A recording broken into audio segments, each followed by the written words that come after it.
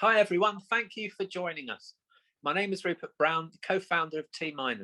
Welcome to our brand new series called Working with Tinnitus, where we'll be speaking to professionals in the workplace to discuss how they manage their specific careers and symptoms of tinnitus. These sessions form part of our ongoing monthly Tea Talks, Tinnitus Wellness Discussions, where we aim to find the very best professionals, clinicians, therapists and researchers to support our tinnitus community. You can find all the other previous sessions on our YouTube channel. Our first talk is, and may I warmly welcome our very special guest, Laura Zakian. Laura is a renowned professional UK-based jazz singer and is a principal lecturer and tutor at Goldsmiths College, London. And this webinar will be based around professionals working with tinnitus. Hi, Laura. How are you? I'm fine, thank you. Nice to be here. It's brilliant to have you here. Can you tell us a little bit about yourself, Laura? So I'm a singer, jazz singer predominantly, although I have I'm just in the middle of recording an album of original material. It's still generative music, still jazz based, and the band are all jazz musicians. And I've been working with a composer and I'm the lyricist, so I'm in the middle of that. And then I've been teaching singing for a long time, both jazz and popular music. And I teach at Goldsmiths University on the popular music degree, and on the now on the BMAS or the straight degree, they have a sort of jazz pathway. So I teach the jazz singers as well. That's fantastic, Laura. Absolutely fantastic. So what I really want to start with, and it's the obvious question, and which is really, how did you notice that you had tinnitus, and how did it occur, and what did you do? Okay, so I want to frame how I noticed, because it leads into or informs how I view tinnitus now. So I as a teenager, I would go to the disco, because it wasn't a club back then, it was a disco. That's what I call it as well, the disco. And, absolutely. My ears would ring afterwards, but I wouldn't think anything of it. I just thought, oh, they ring. And I'd never even heard the word tinnitus. And then I went to college, and there was I cannot remember whether he was in I was in halls of residence, and there was a chap who was also in halls of residence, and he had tinnitus, and it was obviously very troubling for him, because it was about the only thing he ever talked about, and I'd never heard of it before. And I remember being quite scared of the idea of your ears ringing all the time, and he talked about it a lot.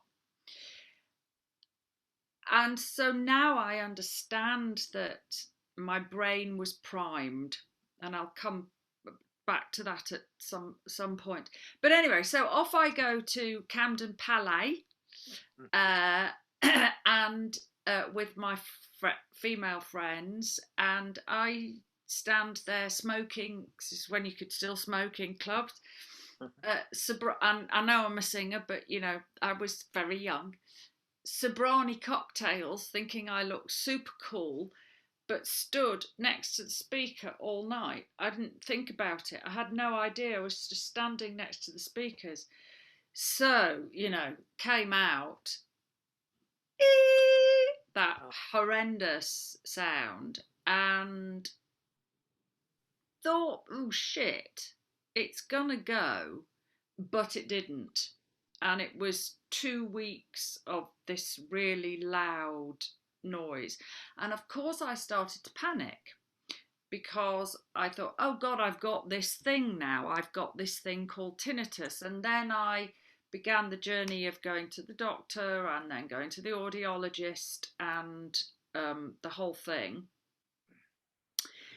And it went on for months, and I was getting more and more anxious about it and more upset. But how I coped with it was I went back home to stay with my parents. I think it was probably an Easter holiday, and I was very anxious and upset. And my dad was quite well. He was a strange mixture of scientist and hippie, and he said something. He said, "Well, monks, I don't know which monks, can't remember which monks he was talking about, said they meditate," because my dad was into meditation and Tai Chi way ahead of, Brilliant. you know, everybody else.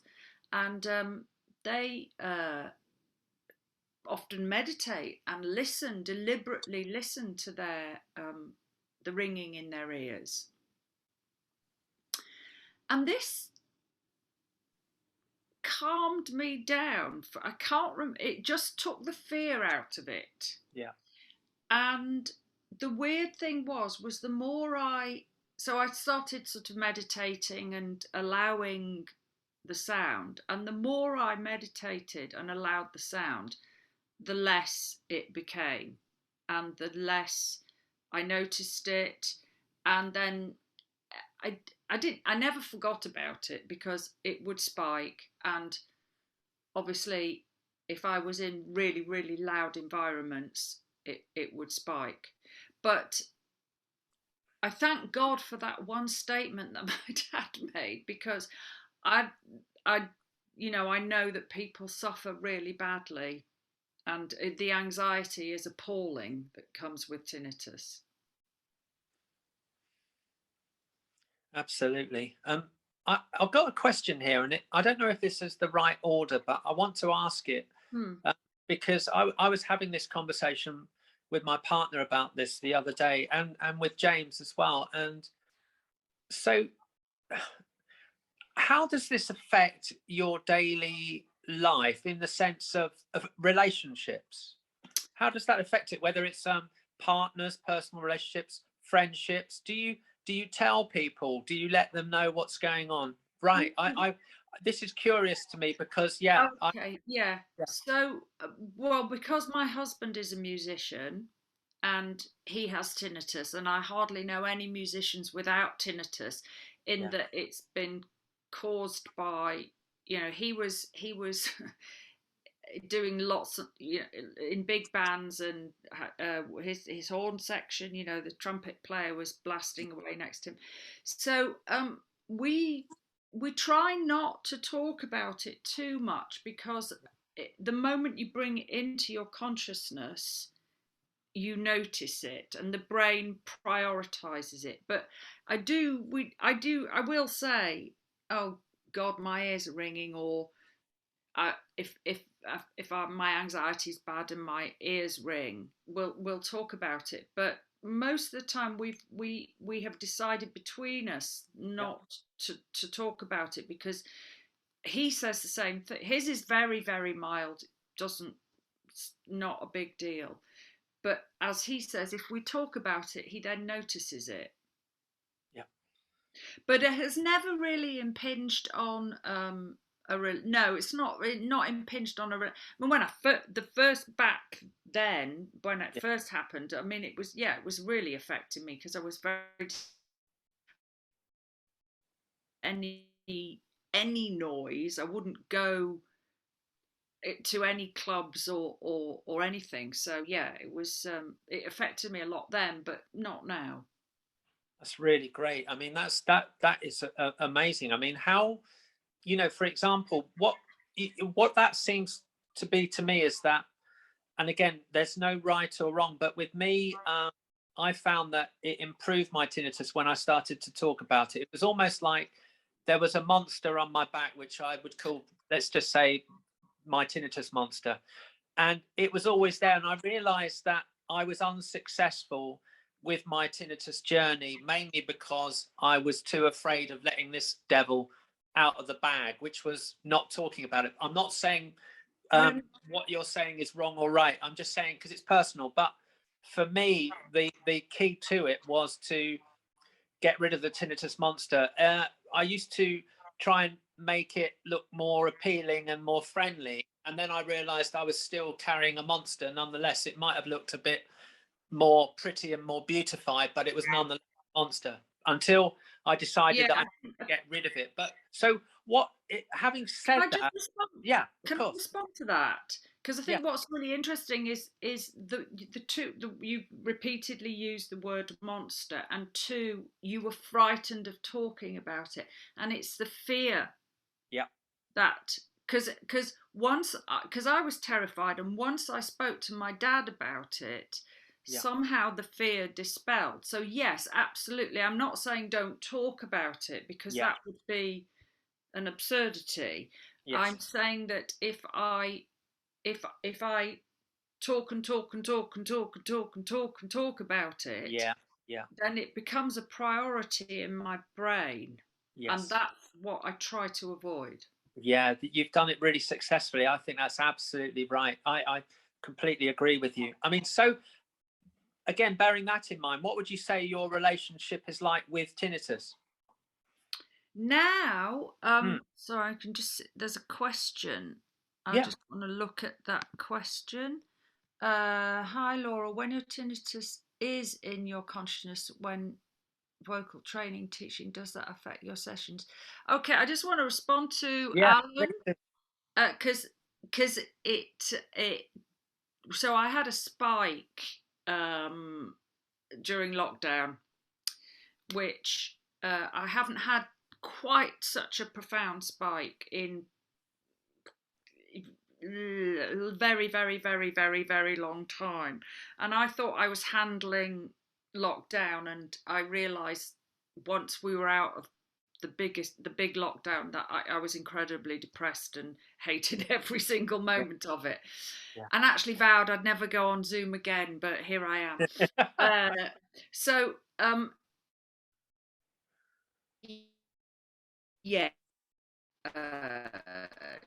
teaching in that, particularly if I'm teaching somebody to belt, so to make is my internet gone down? Is that it did? Is my internet okay?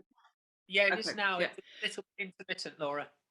Okay, so if I'm teaching somebody to belt, so to sing loud and high, if my tinnitus is bothering me, and because you're getting these big these very piercing frequencies, then it was actually, I remember, because we'd gone back into Goldsmiths to teach, because we were allowed to do practical lessons, and that was really bad. No, that that was quite distressing, because it made me more aware of it and more conscious of it, and then more anxious. But sorry, you were going to say something, Rupert? I can't remember what it was now. How does it affect me now, or how am I? Yeah. What's your relationship like with tinnitus now? So now it has changed quite considerably, because so this is the context in which I was referring to earlier, is that because I had no polite way of saying it, I had buttock pain for a year and a half, from 2017 to 18, and from all of 2017 into half of 2018, and I couldn't sit down for a year and a half, and the pain was awful. And this links to, it feels like I'm going off on a tangent, but it's not. No. I couldn't sit down. Pain was just unreal, and I did the usual physios and doctors, and I was eventually on serious opioid painkillers and anti-neuropathic medication, which, well, when you take opioids, you just don't care. No. It doesn't do anything for the pain, you just don't care. Anyway, by just to see a rabbit hole that I went down, I started to find out about neuroplasticity and how the brain can change, Brilliant. and how the brain, once you're in chronic pain, it's the tissue damage is no longer the issue. It's taken over your. No, I don't have hearing loss. Just seeing somebody's question come up. Yeah. Yeah. No, I have annoyingly good hearing. Sometimes it's too annoying. Anyway, so neuroplasticity is about how the brain. So pain is a protection mechanism. Yeah. You've got a hot flame. You put your hand on the hot flame. The information is from the receptors in your skin saying, sends an information to the brain, and the brain goes, "Ooh, don't do that." So it sends pain to stop you to doing it. But then it can keep on doing that. And so I did a lot of reading, Norman Doidge's How the Brain Heals Itself, all sorts of things. I'll cut to the chase. Ended up seeing this amazing chap, Richmond Stace, who was a specialist pain physiotherapist, and it's really coaching. Anyway, through an understanding of pain science and what's called embodied cognition and predictive processing, within 3 sessions with him, I was fine. Annoyingly, it's all the hippie shit. So it is the meditation, like my dad said. It is bringing down the threat level, the perceived threat level. It's doing, it's walking in nature. It's mindfulness. It's pacing yourself. It's even aromatherapy. But one of the things that really stuck out for me was one of the things that he talked about a lot was, what is your vision? What is your purpose? What is your intention? And if you move away from the pain and you look at your purpose and your intention, it quietens down. So I'm fine. I'm sitting now on my bed I'm totally comfortable. But when I had my spike, Richmond was the first person I went to, and it's the same thing. It was, it's an over sensitized nervous system, and the brain is going, "Oh my god, oh my god, oh my god," and this was because of lockdown. Yeah. And the brain remembers. That's what they call it, predictive processing. The brain remembers everything and is primed. So, I could have got the bump, frankly, I could have got the bum pain, but I didn't. I got my tinnitus.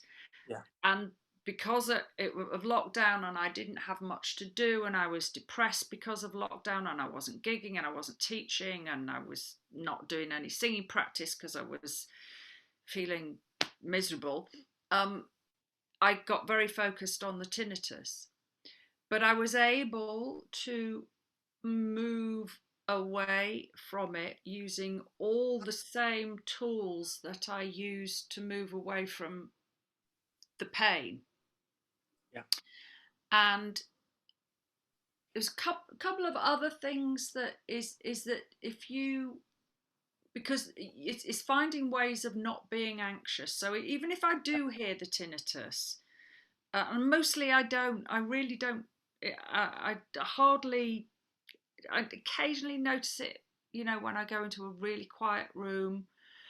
But as long as I am able to calm myself down, breathe, not get anxious, not panic that it's not going to go away, not make it. I don't want to sound, and I'm very aware that I don't want to sound in any way facetious or glib or anything like this, because Are we allowed to swear on this Zoom? I think that's absolutely. I'd rather you're just Okay. yourself. Was it fucking Yeah, awful? absolutely. So I appreciate that, and I do not want to minimize anybody's, and it sounds really glib, but it's not. It's a lot of work. It's a lot of, and then I used, oh yes, and of course, I must credit you, Well, you don't because have to, but that, yeah, I sure. had the spike, I did a lot of research, and again, and came across you and T minus, and I used the I was already meditating, but then I used the nighttime, particularly the nighttime sounds on Yeah, the app, and I found that the more I used those, the more I would just fall asleep in the end. I never really. got through. I never got through it. I just fell asleep and would wake up and go, "Oh God, it's still on." Or what? Or did they go off after an hour? I can't remember, but It does go off, but you can keep it going. I always fall asleep as well. yeah, I I never get there either.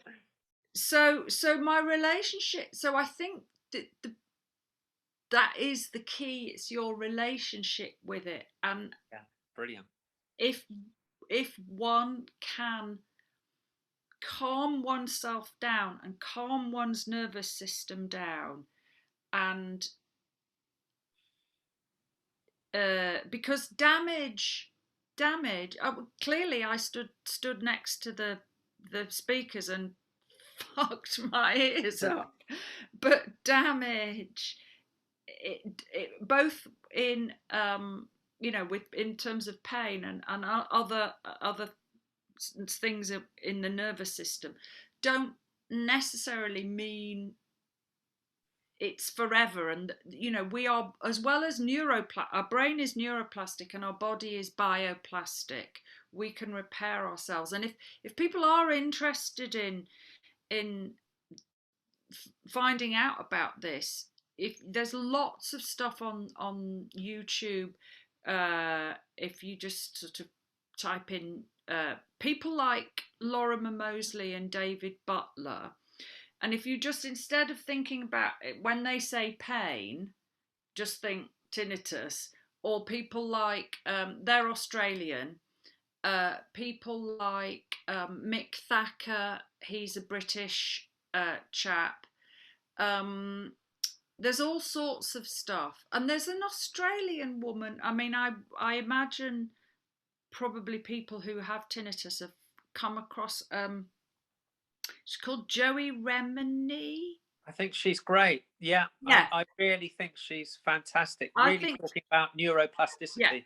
Yeah, she's got some interesting things to say. I've not done her program, but I think she's got some really interesting things to say, because she's coming at it from she says something interesting, that is that, like, everybody has tinnitus. It's just whether your brain goes, "Oh, hello, there it is." I feel exactly the same. I really do. I feel exactly the same, Laura. I felt that, for me, I'd always had quite a noisy head, even as a small child. And I don't mean I had tinnitus, but I was aware of sounds that my body was making. I was quite a sensitive, I guess, maybe sonically aware kid. Maybe, I don't know how I would determine that, but I definitely was aware of things. And I feel exactly the same. I certainly resonate towards Joey Remini as well. And I was smiling and almost giggling to myself when you were talking, because I feel exactly the same as you. I really do. I think it's almost virtually identical. And why I was nearly bursting out laughing with joy, in a way, because it's a lot of work you have to do. It's not simple. No, It's not just following some clinical information and thinking great. It's not doing a little bit of sound therapy and going great. It's not no, doing mind going, oh, there we go.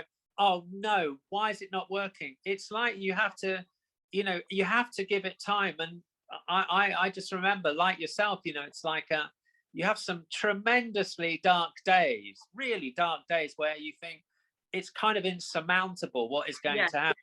But you don't think about that. Like the most important thing is something else that made me kind of giggle and chuckle to myself inside my mind was you talking really about that journey that it entails, which is full of intrepidation. It's very, very tricky, and you can fall off at any point. But what you're doing is you're focusing on the good stuff as well. So you're looking at what is happening right now to you. You're not predicting how bad you're going to be in the future and regretting that you couldn't be that person that you thought you might end up being. And it really is about just kind of and what you're saying is, you know, putting yourself in this situation right now, and how do you get out of that tinnitus maze? And like you say, there are lots of different ways that you can use these different kinds of holistic tools mixed in with really good medical science and clinical information. But you're absolutely right. For me, it was really important was the visualization of being back on my instrument. So although the instrument gave me the tinnitus to some extent, I used it to go back to it to make me feel positive's the wrong word, but it was just to what was that? Safe. Yeah, it was. Yeah, and it was my way back out of it again. Actually, it was I was reconnecting with it in a different way. I'd like to respond to that as Yeah, well.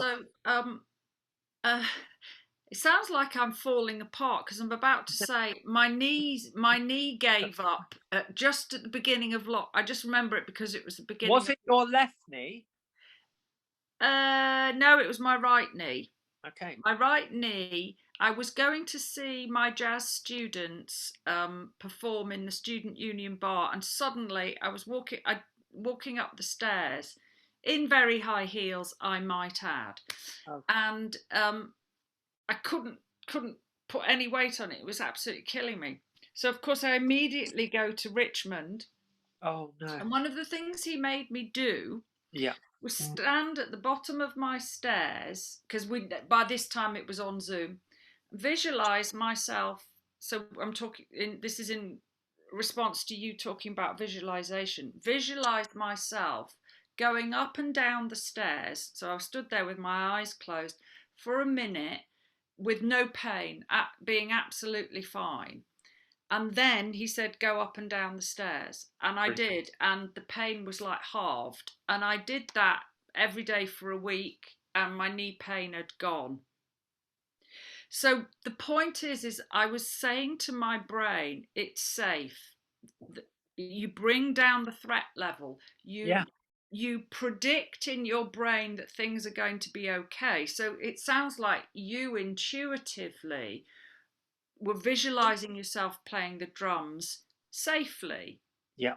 And then you were able to go back to it. And I think that's, I keep going on about this, and I'm a complete bore. I'll tell anybody about neuroplasticity, but you don't have to suffer with all sorts of things. And unfortunately, the medical profession aren't trained in this way. It's moving, it's changing, but you know, most people go, tinnitus, there's nothing you can do about it. Learn to live with it.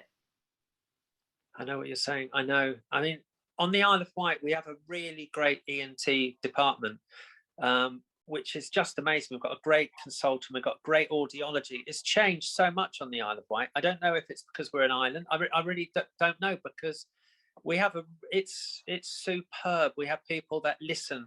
They want to listen to their patient. They want to try and help the patient in a very different way. It was very different to 30 years ago, wasn't it, Laura? Where, like you're saying, you're just kind of sent out and there's nothing we can do. And maybe for me, that was a good thing. Maybe that was the right move, but it was out of necessity rather than, you know, the idea that I was getting support. Very different now, though, on the Isle of Wight. But I do understand that people are still having problems trying to find the right amount of time between when you first got tinnitus and then you see an ENT consultant. But again, what we can always say on a webinar like tonight is that you don't always have to go immediately for the ENT. In the meantime, whilst you're waiting, you can go to an audiologist and you'll be able to get a lot of really great answers. Okay, I've got another question for you here. And this is respond? Oh yeah, of course you can, Laura. Somebody's put in the chat, which has just made me smile. Do you drink alcohol? Yes. Very, very regularly. I'm a jazz singer. It comes with the job. I don't find, but so seriously, I don't find any foods or any or alcohol make it worse. But that probably is, with the caveat that obviously, you know, alcohol is stressful on the system, so any stress is probably going to elevate symptoms. But yes, I do drink alcohol I was going to ask you that, so you've already and answered that question. caffeine. Somebody's put caffeine. Absolutely. I mean, I think what you're saying is you're living a life that, obviously, if you were, you know, overdoing it completely and you were ill because of it, then it's out of hand. But what you're saying is, which is whatever it is that you are doing, is that you're doing things where you're maintaining some degree of, I don't want to use the word, but there's a kind of happy sort of space, isn't there, that you're living in. You know, I mean, I'm not searching for happiness. I know that sounds crazy. I don't. So it's not, happiness is not the right word. I can't think of it at the moment, but I'm not seeking happiness myself, but I'm looking for just this space. It's almost like if happiness is there and melancholy is there, I sort of like to dwell in about that space. I quite like that. Maybe it's because we like jazz. I think that might be the idea. Utopia isn't happiness for me. Utopia is expression, isn't it? Well, that kind of fits in with the Buddhist sort of I don't want to say theory, the Buddhist Yeah. spirituality.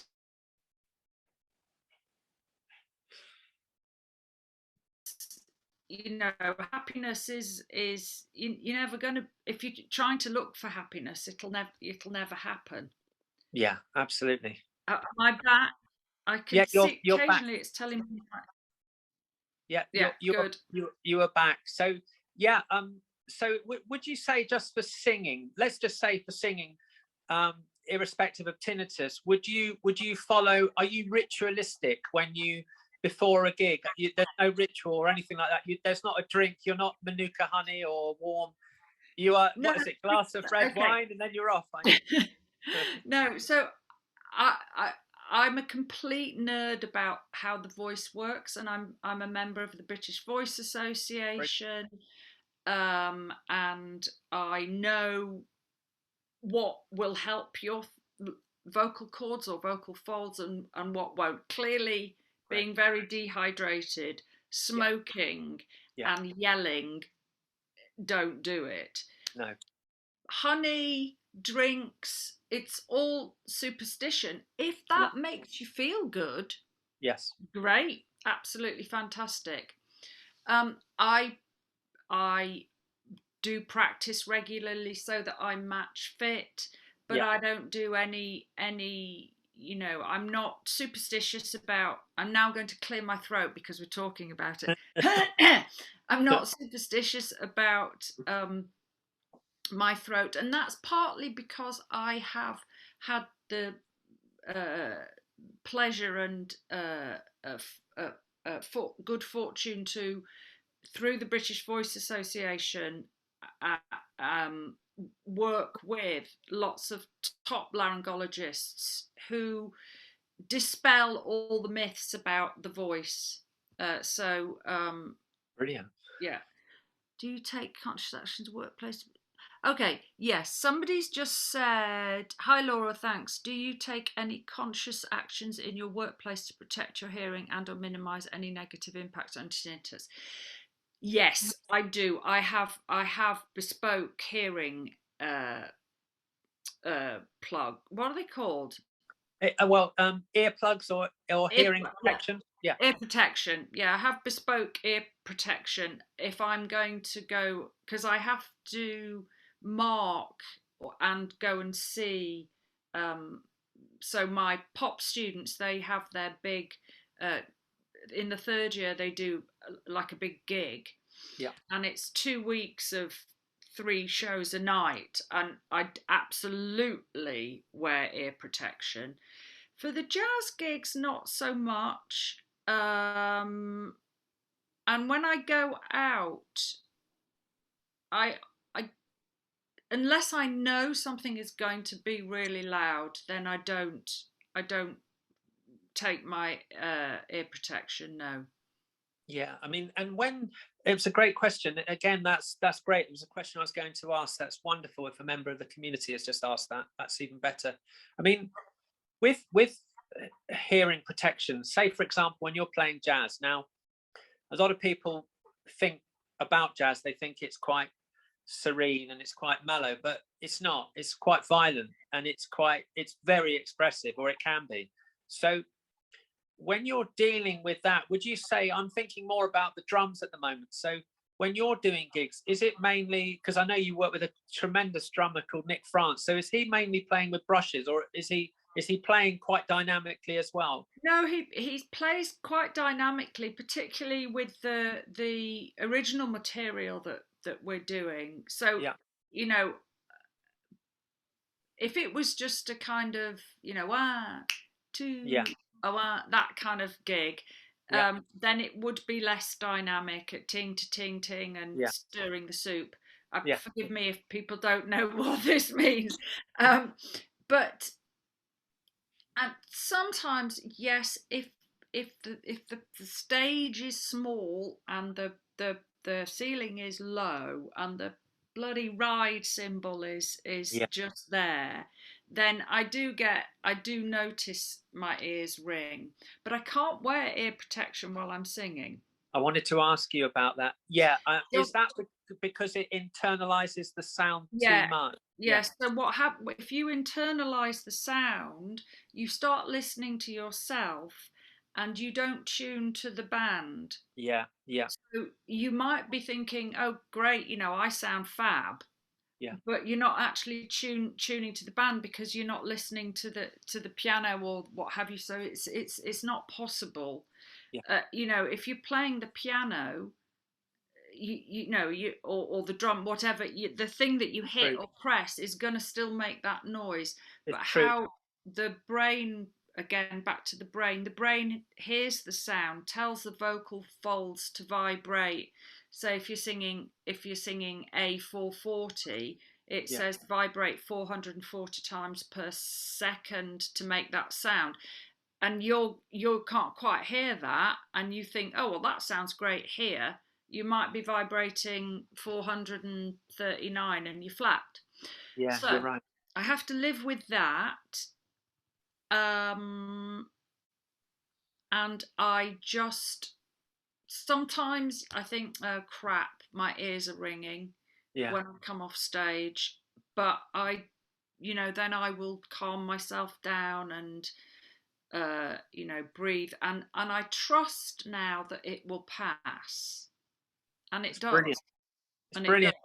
You've got an amazing attitude. That's exactly what changed for me too, Laura, was the idea of just really being able to think about and perceive the idea of what the tinnitus is when it's a little bit louder. So, and then the next thing, which is exactly what you're saying, which I agree 100%, is the way then you react to that perception. Yeah, And both those things are really massively important. And I think, when I think about the old days, a sound that would have troubled me then does not trouble me now, because I understand it. I know that it's a result of doing something which makes me happy as well, which is music. yeah, um, I don't perceive it as dangerous, so it's not attacking me.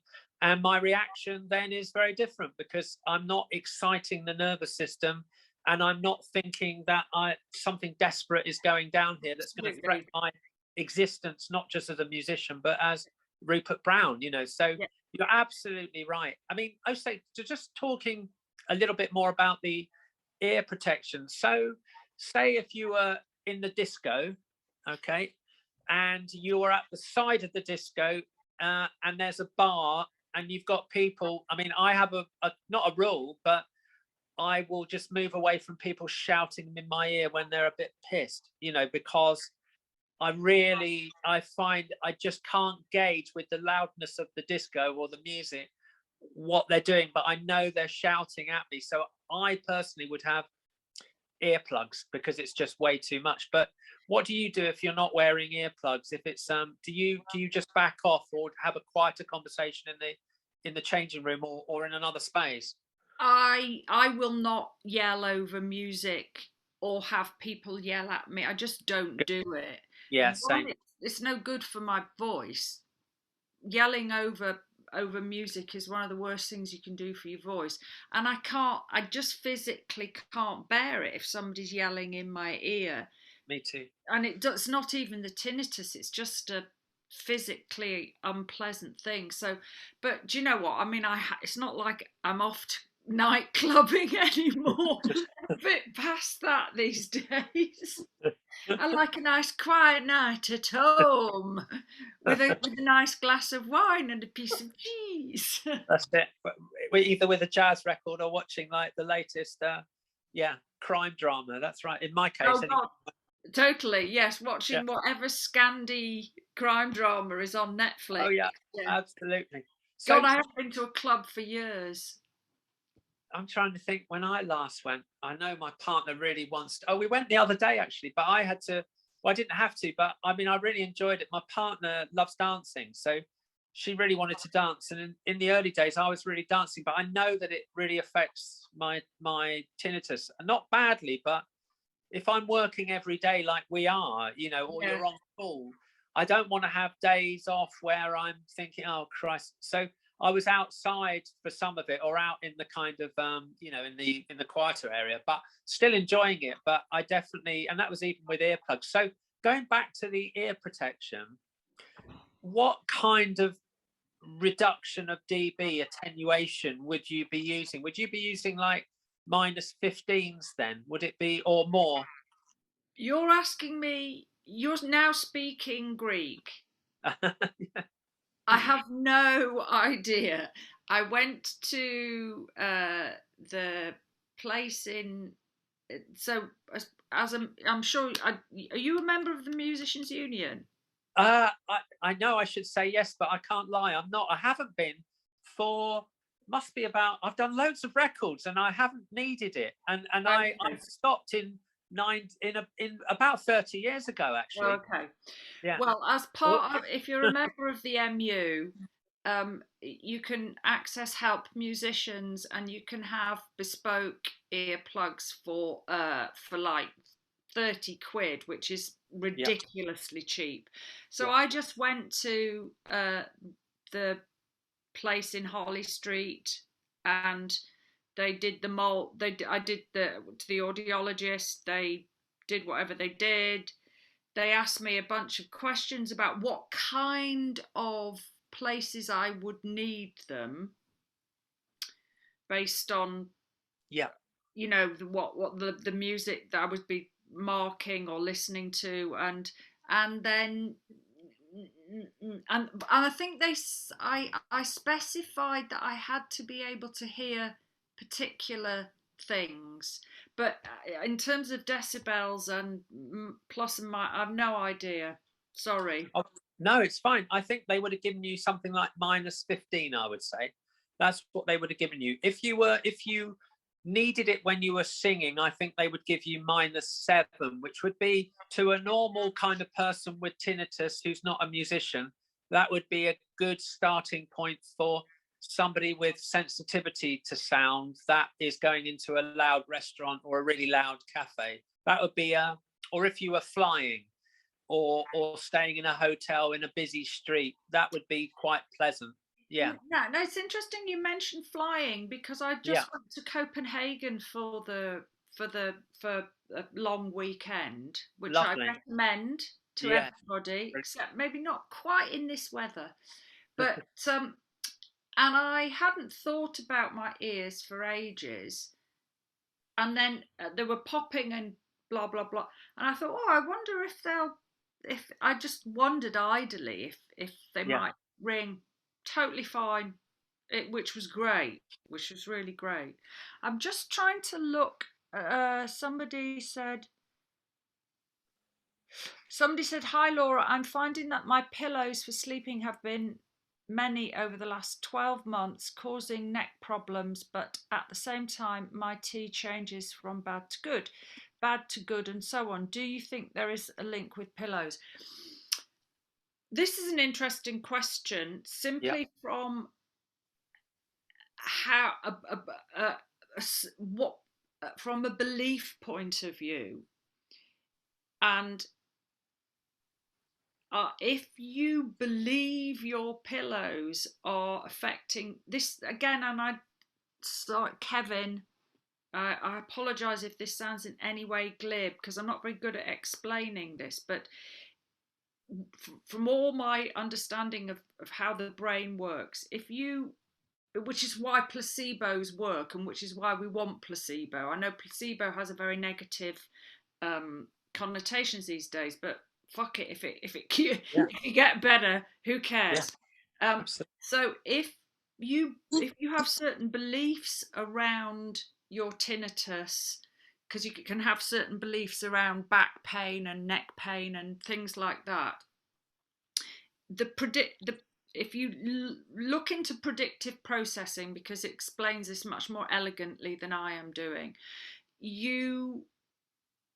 yes, it will make your tinnitus worse because these are your beliefs. I mean, I'm not a doctor, I'm not an ENT, I can only speak from my own experience. I personally, speaking for myself, would not imagine that a pillow position would affect your tinnitus. It's more your nervous system. So if you believe, but I would say, and again, I'm not a doctor, I'm not, you know, I'm a lay person. It would be, I think, because you say the tinnitus, the changes from bad to good and good to bad. I think that's just how tinnitus works. And as human beings, we like to find order in things, and we like patterns, and we like answers, and we like cause and effect. And so, you know, you can find cause and effect in pillows which aren't really there. Sorry if that doesn't sound I don't know if that sounded in any way facetious, because I'm just, again, to reiterate, I'm just aware that it's a horrible thing to have, and I do not want to minimize anybody's distress or anxiety around it. Absolutely. I think the pillow thing is really interesting, isn't it? It's like I have a pillow thing myself, and it's not mainly related to tinnitus.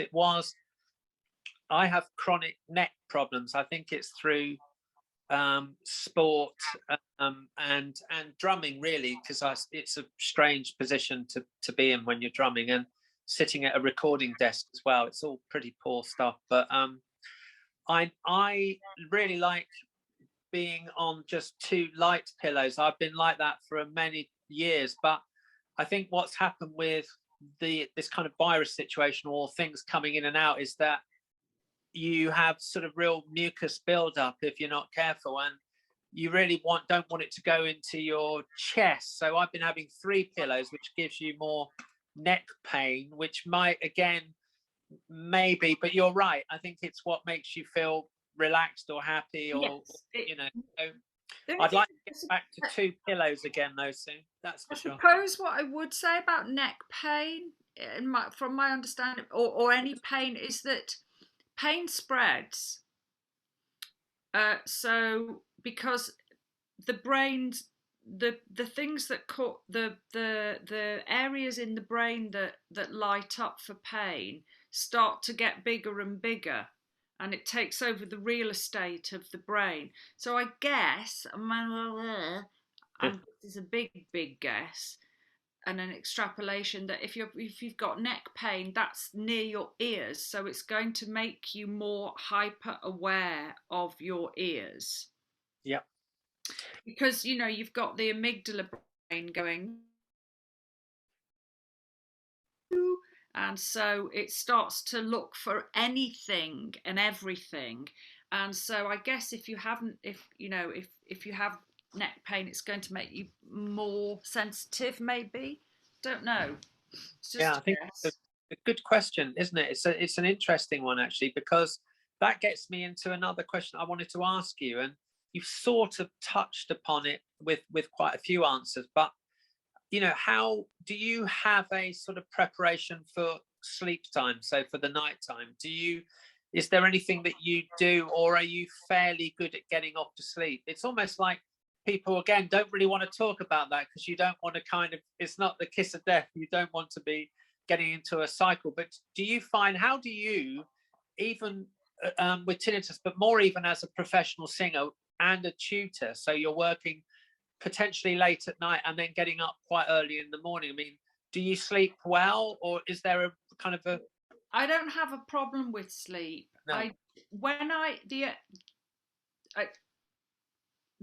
had this spike, and this is quite interesting because it feeds into you've reminded me of something. So when I had the spike, sleep was starting to get, because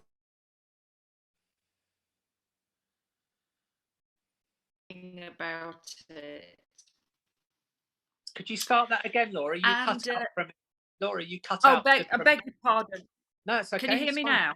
Yeah. So so when I had the spike in the summer and I got very anxious about it, I wasn't sleeping. I was listening to the sound, and it was all, I was having trouble sleeping. Yeah. And then I'd foolishly gone down the wrong kind of rabbit hole and had gone to, in terms of, typed in tinnitus into Google, and never do that, but and heard about something I'd never heard about before, which was pulsatile tinnitus.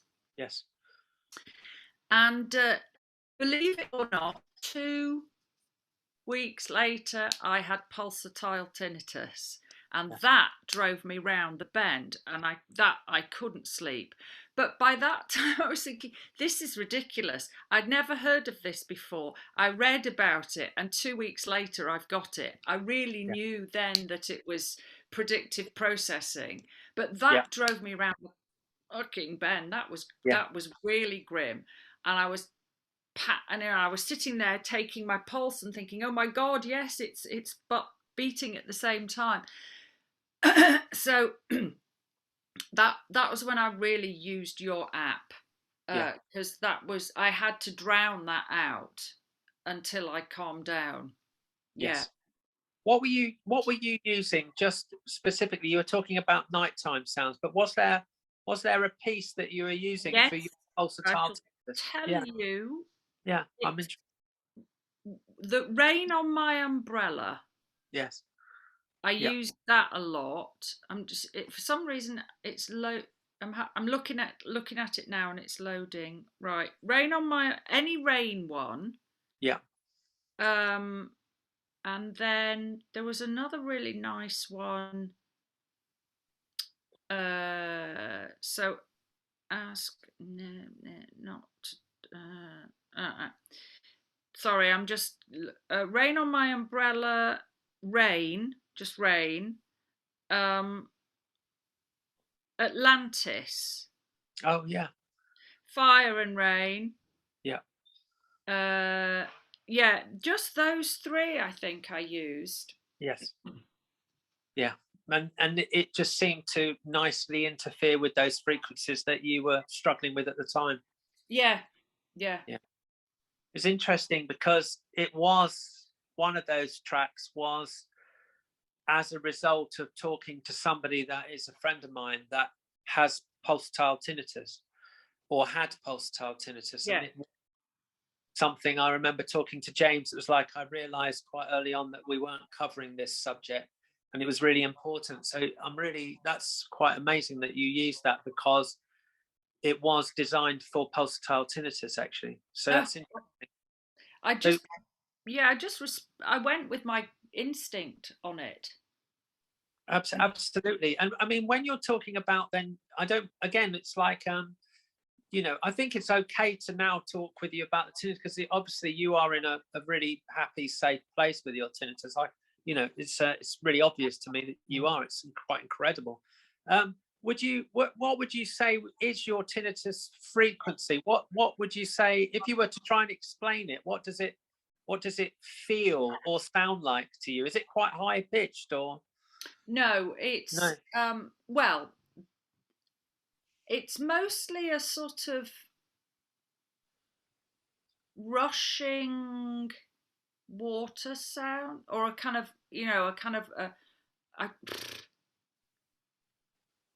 Would it be like, for example, if you were in the Lake District and it was like the winter time and there was a bit of a wind, yeah, and and you've got that rushing by, and yeah, you've got a kind of slight, yeah, okay. I think it's funny, you know, being musicians and yeah, artists, we can get into that space, can't we? yeah. It's more like that. But then sometimes I'll just get this incredibly high frequency, Yeah. you know, really, and really loud, but it goes on, it lasts for about 10 seconds and then disappears. Yeah, we all have that. I think there's probably not anybody who's on there that hasn't experienced that. It just happens periodically. It's Yeah, quite alarming, but I again, it's like, how do you react to it? The way I see it is that the initial reaction is, oh my God, I hope this doesn't stay like this. But we don't do that. Hopefully none of us do that anymore. What I think of it is that there's a retuning going on. So, and I think that is what's happening. Like you're going through the radio, or it's like a notch filter.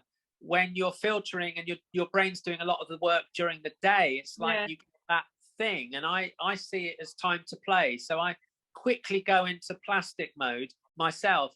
And I think, well, how can I sort of bend this and make this work with the tinnitus that I've got? And I don't say I have fun with it. I'm not saying I enjoy it. That would be the wrong thing to say. But I try and use that as an energy in which to work with my normal, fairly low tinnitus and try and see if I can blend it and get it even better than it is at the moment. Yeah, I just trust it will pass, and it always does. it does.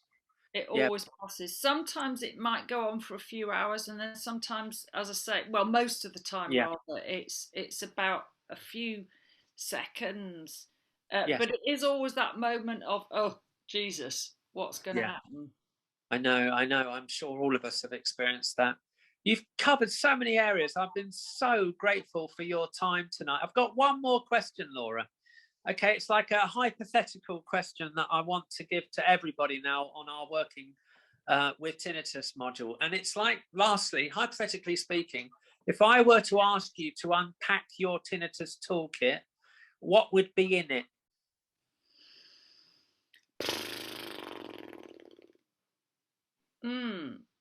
Okay. Meditation, smelly candles. Oh, I'll tell you why. yes. Because, I mean, pleasant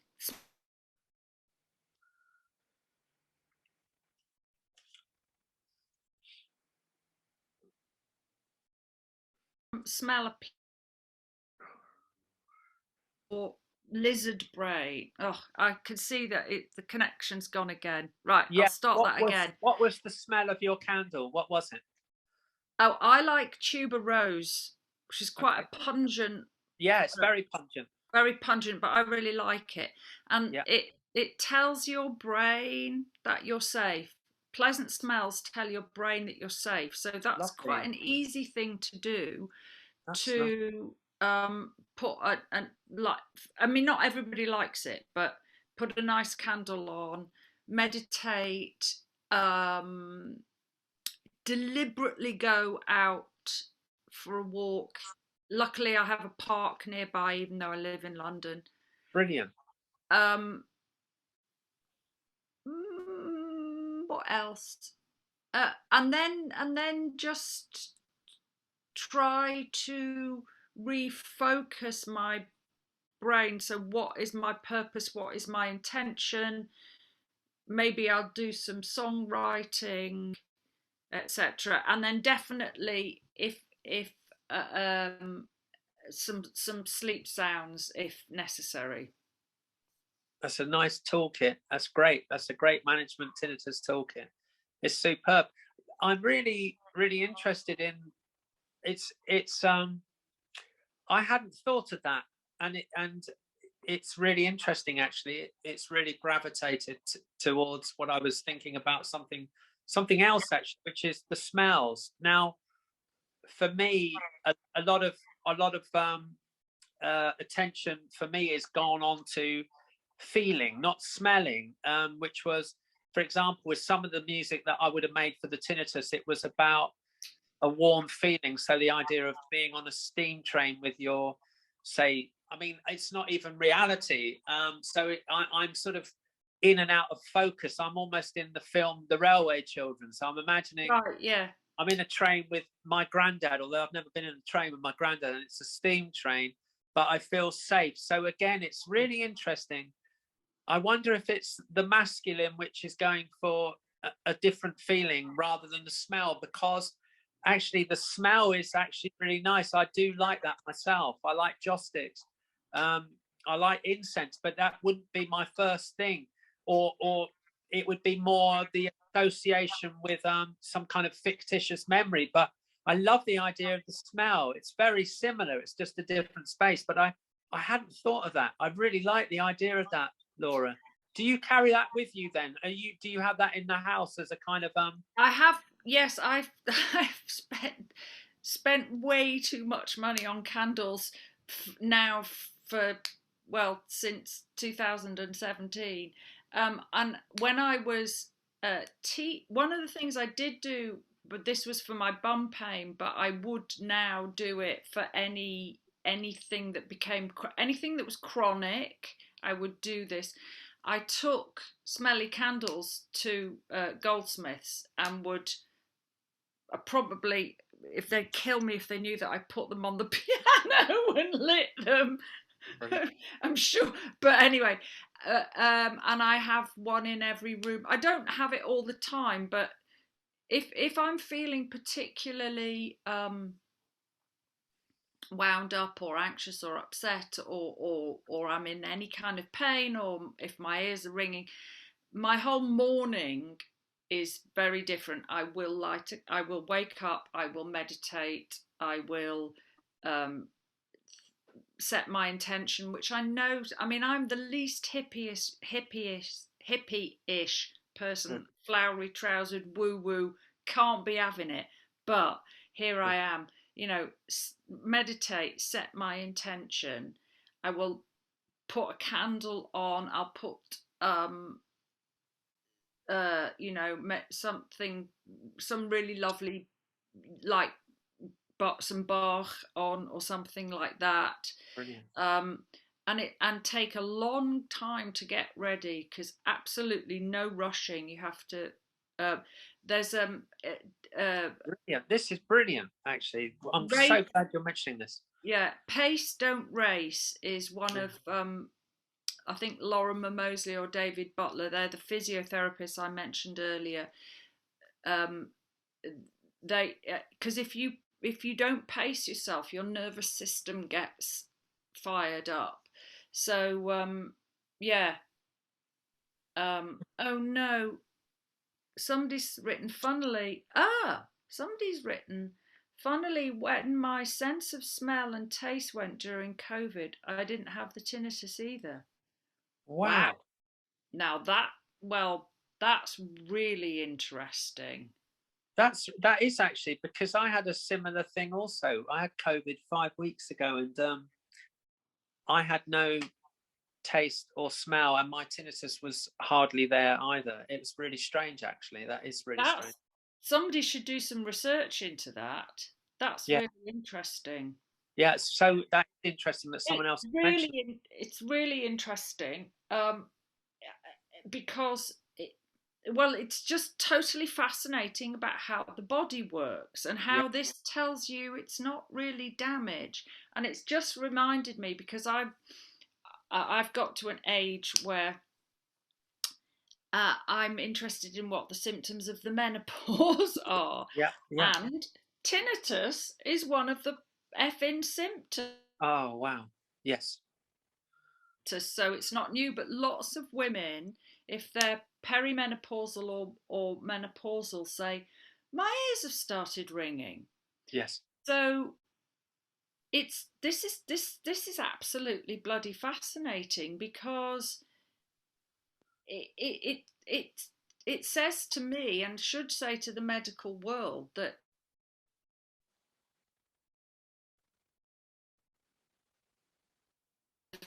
hairs in the ear and things like that, it's much more sophisticated. The body's, oh god, my internet's gone again. Yeah, just The go body's through it much one more. more sophisticated. Yeah. The body's much more sophisticated than this, and I think tinnitus doesn't happen in a vacuum. No. It's well, to reiterate, embodied cognition. Yes. Yeah. So somebody's written, weird my tea was bad during COVID, although I was able to tell myself I needed to ignore it and concentrate on recovering. That's how I got tinnitus, due to COVID. There you go. It's how the body, but that doesn't mean your tinnitus won't go, because it's just how the body, I don't know, it's just how the body responds to things. Absolutely. Absolutely. Well, thanks ever so much. But there's actually there's one thing. It's not a confession, but it's very similar to what you were saying. It's really, which was when I used to teach, and I remember my first year of teaching at a music college with these great drummers. The first thing I did with them was we all laid down on the floor and we listened to Brian Eno, and we just had joss sticks in the room. And the idea of doing that was just to actually just take some time out and just think for a little bit, and then not think. And then the idea was just coming to the class into a different kind of situation. I mean, it was a very Heath Robinson situation where I didn't plan on doing that. It just seemed like these people were really kind of we just needed to almost wipe the slate clean and get to zero and then start again, and start as a new group. But I was only the first year I ever did it, but it really reminded me of something you were saying earlier. And I mean, I only teach privately now. I don't teach at college, but I really enjoyed my time there. It was wonderful teaching people. And do you know, when you, one other thing is like, for example, when you are teaching for long days, I mean, do you find with your tinnitus, that's something I wanted to ask you, does your tinnitus react to the teaching? So for me, if I was drum teaching all day on a real kit, I would have to wear ear protection, because I know that if without the ear protection, that would certainly make the tinnitus really kind of go a bit crazy, and especially if I was doing that. So do you find that after a long day of teaching, do you find that that does make your tinnitus slightly? No, that's great. No, because I'm not doing, none of it's amplified. If I'm teaching, if I'm doing something where it would be amplified, yes, or there was a large band as well as the singer, then I would consider wearing ear protection. Yeah. I would only just say that it gets worse if I'm tired, as everything gets worse when you're tired. So if it's been a really long day, but I've learned to pace myself. So I've learned to get up, stretch, have a glass of water, move around, refocus, and I find all those things that I have implemented now for the last 3 or 4 years have made such a positive impact on all, on me physically, full stop. Yeah. And also exercise, exercise is just really good for you. That's the other, that would also be in my toolkit. Exercise. What type of exercise? What type of exercise, Laura? Well, I like I like things like Pilates and what's called bar core, which is like a mixture of Pilates and ballet. I Brilliant. did do during lockdown. I did do the couch to 5K. Yeah. But Yeah. that fell away. But it's really important. Again, quoting David Butler, motion is lotion. Brilliant. And it's really vital to move your body, because that the body wants to move. And if you're sitting still or in one position for any length of time, it's really not good. So yeah. Fantastic. I love that. It's a lovely place to leave it. So thanks ever so much, Laura. You're brilliant. I knew it would be great, but you were off the scale. It was really amazing. Thank you very, very much. What have you got? Questions? Yeah. Yeah. Do you? It says, hi, Laura. I'm daring to send you this. I didn't want to distract you. So nice to see you. Yes, I have tinnitus. I will be in touch. Oh, Francine. Like Francine that I know. Francine Lewis. Oh, sorry, just somebody that I know. Oh, Francine. Yes, be in touch. Contact me on Facebook or something. Oh, I didn't know Francine had. I haven't seen Francine for years. It's wonderful. Well, that's lovely. That's great you've connected before Christmas. Yeah. Well, have a wonderful Christmas, Laura. Thank you, and you, and to everybody. Does anybody have any questions? Do we have time? I think we've run out of time. But what we can do, Laura, we can offer this to everybody, is that if that's okay with you, if people wanted to ask some questions and then type them in, I could send them to you. Or maybe what we could do is, if you had time, even in the summer, could we do a part 2 possibly? Sure, absolutely, yeah. If there were lots of questions and you felt like you had the time, maybe we might try something in the summertime. If you I mean, again, I'm not a doctor and I don't have all the answers, but I have become a bit of a nerd about all of this. So you're so knowledgeable, and it's really brilliant. It's very insightful. I've learned a lot tonight, and I was giggling a lot earlier. It really resonated what you were saying, and I feel very, very similar to the kind of same attitude that you have towards your management of this. Thanks again, Laura. And what we'll do is we'll quickly get you back on, just so we can just privately thank you, Silas, James and I, if that's okay. So we'll resend you a link. But just to let everybody know that we're back next Tuesday for another webinar with a great audiologist with a special interest in tinnitus, and that's Susan Poole. And then the following Tuesday at 6:30 GMT UK time, we have a T-minus wellness discussion group. So that's on just prior to Christmas. So thanks again, Laura. It's brilliant. Thanks ever so much. Bye-bye, everybody. Bye, Laura.